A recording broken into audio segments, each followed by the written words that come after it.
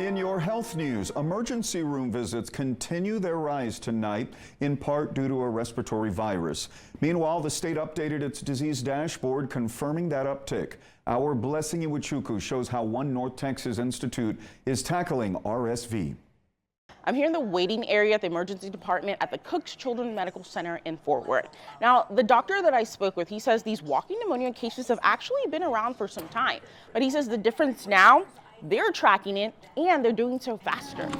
With families gathering for the holiday season, some are also finding themselves in the care of Dr. Daniel Guzman. It is a busy season. Right now we're starting to see, consistently over 400 to 450 kids a day, and some days 500 plus kids a day. Guzman is an ER physician at Cook Children's Medical Center in Fort Worth. For more than 2 decades at the hospital, Dr. Guzman has seen it all until this year. We've definitely seen an increase in the number of kids with walking pneumonia over the last probably 9 months or so. Which is kind of outside the norm. Typically we see the disease in the summertime and early fall, but it's transcended the entire year. November alone, nearly 100 kids tested positive for walking pneumonia at Cook Children's. This same time last year, the center saw less than 10 cases between August and December. Symptoms include low-grade fever, fatigue, and a cough.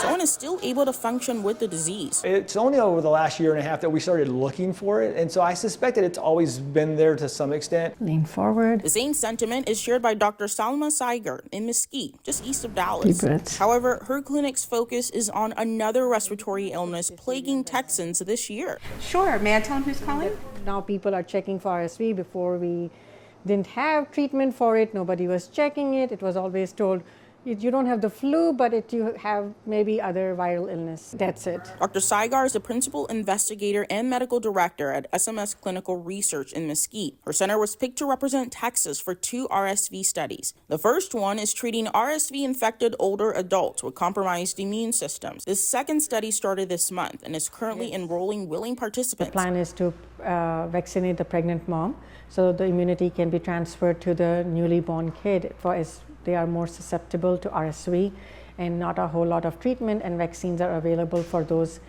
infants at this time. Dr. Saigar says there has been a definite uptick in RSV cases in the last 2 to 3 weeks, from patients as young as 1 week old for some clinics and those 18 and older at her clinic. With these 2 new studies, Dr. Saigar hopes with pregnant moms and kids getting vaccinated, RSV can eventually be eliminated. Process for 35. In Mesquite, Blessing Iwachuku, Spectrum News.